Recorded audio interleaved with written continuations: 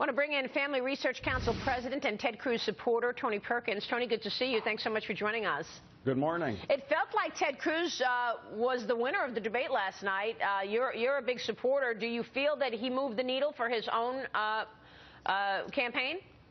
Well, I think I was listening to Frank's assessment, and I agree with Frank, generally speaking, when it comes to these debates. But I would say that last night, I think Ted broke through the schoolyard pushing and shoving and actually made some, I think, very good points in casting more of a vision for where he can lead America. And I think that's extremely important because I think that's what voters are looking for. Is it too late, though, Tony? I mean, you know, a lot of people are saying many of the things that were raised last night are completely plausible, but we're in the 11th hour here. We've got a few contests left, and Ohio and Florida are most important. Did he actually make a difference to his campaign in this final moments before the nomination is made? I think that's a good question to ask, and I still have faith in the American people. And when you look at what's happening even today in just the headline news of North Korea, look, under the policies of this administration, this nation, the world has become a very volatile place. The Middle East is melting down. Russia is reasserting itself as a world leader. North Korea is unhinged. China is flexing its military muscle. And, you know, you can't sit down and negotiate a deal with little Kim of North Korea, or, you know, you can't talk about the size of Putin's body parts and hope to keep America safe. Last night, and I have endorsed Ted Cruz personally, but last night was the reason why, because I am confident that he can keep this nation and therefore my family safe in a very hostile world today. And I think voters are going to take consideration of that as they go to the polls, even in my home state of Louisiana this weekend. I was going to ask you, Tony, about this weekend. So you've got the Louisiana primary, Maine caucus, Kentucky, and Kansas. Give us a sense of how Ted Cruz is doing so far and how you think he'll perform, because, again, Iowa, Trump didn't do well in a caucus. Yeah, I think when voters have a chance to interact with each other, it favors Ted Cruz. And when you look at who's voting for Ted Cruz, it's the more conservative voters. It's certainly the evangelicals who attend church on a regular basis.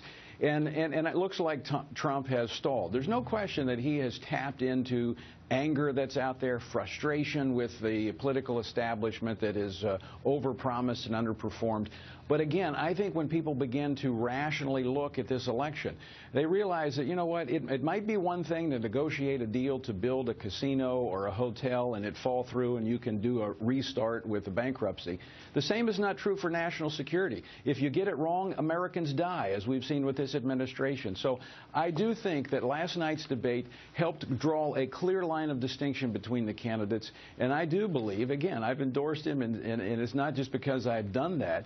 The reason I did endorse Ted is because I do think he stands out head and shoulders above the others when it comes to national security and solid domestic policy that'll get our economy moving again. Do you want to see Marco Rubio step down and endorse Ted Cruz at this point to narrow the field? I mean, is that what we need to see in order to get a better reading on who could go up against Trump? Well, the polling suggests that Ted Cruz in a head-to-head with Donald Trump wins. We've seen that polling. Marco Rubio does not have a way forward, and it would make sense if we want to have a strong, serious leader leading the nation forward, that Ted Cruz is the one that I believe people should begin to rally around. Real quick, here's Jack Otter. Just a quick question, Jack Otter for Barron's. Why is it that Trump has had such good traction with evangelicals?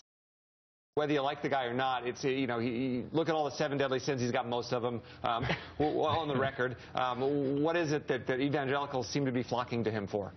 Well, Jack, first, there's two issues to that. One is I think evangelicals are like the rest of voters in this country. They're fearful of what has happened in the last 7 years. They're frustrated with the Republicans who have promised to solve these problems and done very little. And so they're looking for answers. And Donald Trump has come along with answers.